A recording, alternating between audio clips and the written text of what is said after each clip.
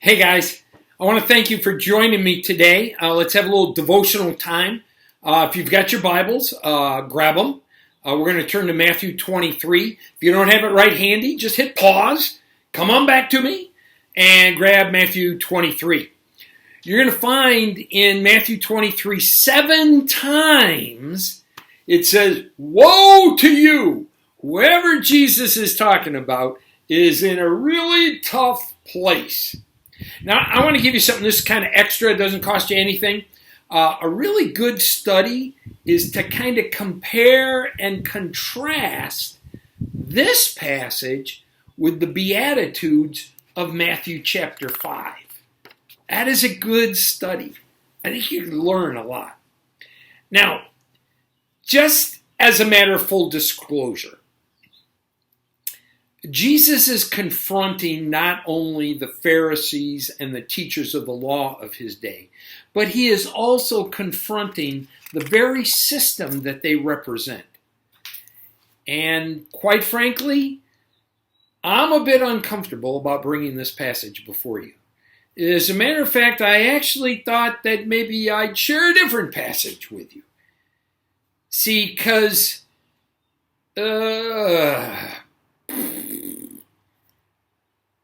I got a little Pharisee living in me. And all too often, the system that I represent, the system that I'm a leader in,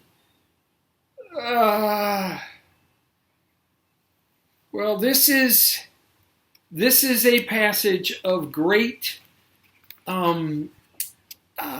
conviction. I'm not proud of it. I'm just, please, Jesus, have mercy on me, a sinner. Let me read a couple verses from this passage. Look at verses 1 through 3 of Matthew 23. Then Jesus said to the crowds and to his disciples, "The teachers of the law and the Pharisees sit in Moses' seat. So you must be careful to do everything they tell you, but do not do what they do, for they do not practice what they preach." Verse 4 goes on to say, "They tie up heavy, cumbersome loads, put it on the shoulders of other people, but they themselves are not willing to lift a finger to help move them." And then if you bounce down just a little bit, you'll find the woe, verses 13 through 15. "Woe to you, teachers of the law and Pharisees, you hypocrites! You shut the door of the kingdom of heaven in people's faces. You yourselves do not enter, nor will you let those enter who are trying to." Verse 15, "Woe to you, teachers of the law and Pharisees, you hypocrites! You travel over the land and sea to win a single convert, and then you make that convert twice as much a child of hell as you are." These are pretty bold statements, very, very confrontational. The dominant theme is very, very obvious. Woe to you, you hypocrites. The issue that I want to present before you today is a very common issue. It is the issue of hypocrisy. Here in this passage, they do not practice what they preach, is what it said in verse 3. They do not practice what they preach. The definition of a hypocrite is this.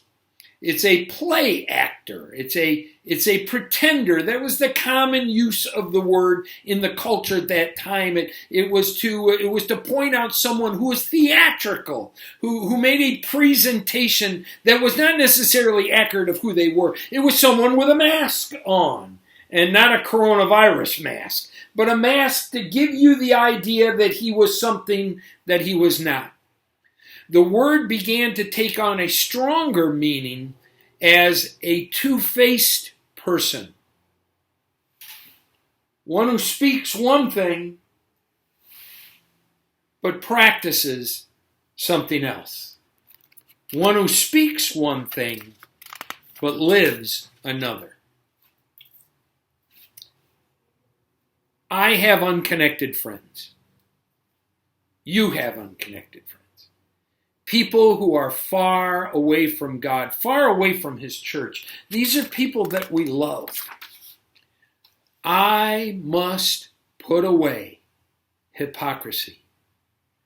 I must teach the truth, exhort the truth, encourage the truth, speak of the truth, present the truth. I must teach the truth of Christ and of following Christ, but teaching it, preaching it, saying it is not enough. I must live what I teach. I must live what I preach. I must live the exhortation that I share. I must live it before them in full view. Because if I don't, when I convert them, I probably will make them twice the child of hell that I am. If you've taken nothing from this, take this. Pray for me. I realize that hypocrite is in me. I realize that little Pharisee is in me. Oh, Jesus, deliver me from myself. Let my words be certain. Let them be clear, because they are supported by a lifestyle. Help us, Lord. Help us to say and to do for Jesus' sake. This is Randy Stewart. Thanks for being with me today.